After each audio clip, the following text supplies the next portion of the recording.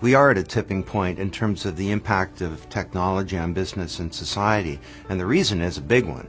The industrial age has finally come to its logical conclusion.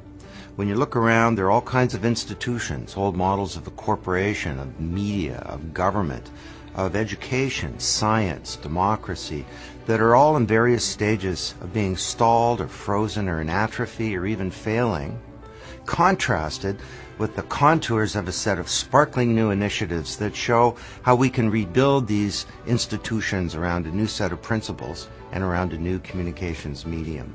This is a time of very profound change in the world. It's driven by information technology, pulled by a new generation that's very different, and kicked by the global economic crisis. And it's causing companies to dig deep and to think, how are we going to orchestrate capability to be effective in the future? What will our relationships with the rest of the world be? And how can we change our modus operandi to be an effective and sustainable business going forward? We saw the rise of the nation state, parliamentary democracy, science, the new university, the corporation, commercial relationships, capitalism, and the Industrial Revolution, and it was all good.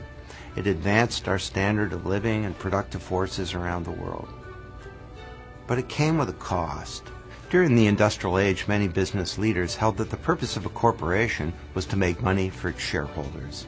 But that's changing now, because society has really granted corporations a license to operate, and increasingly we're demanding of them that they create not just good value products and services, but they behave according to some values, the values of integrity, that they're honest, considerate of the environment and of others' interests, that they are accountable and abide by their commitments, and that they're open and have transparency. As recently as 100 years ago, we had an agrarian economy in parts of the world, and the knowledge was tightly concentrated in tiny oligopolies. People didn't know about things. There was no sense of progress.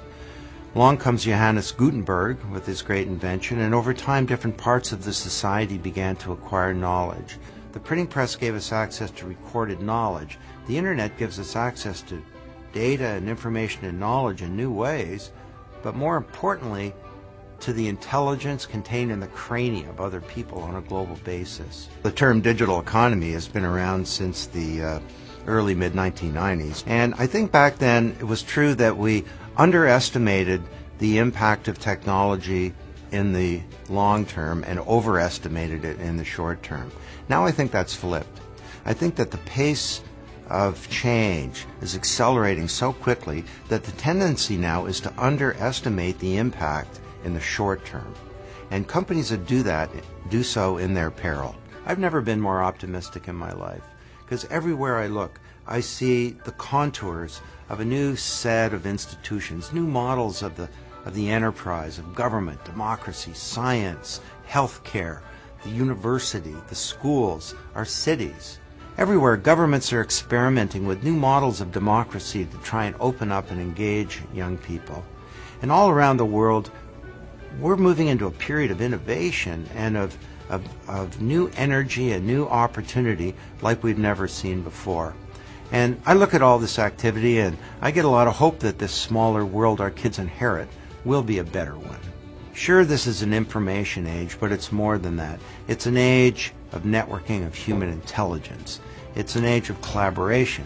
It's an age where people can participate in the economy and in society in ways that were unthinkable.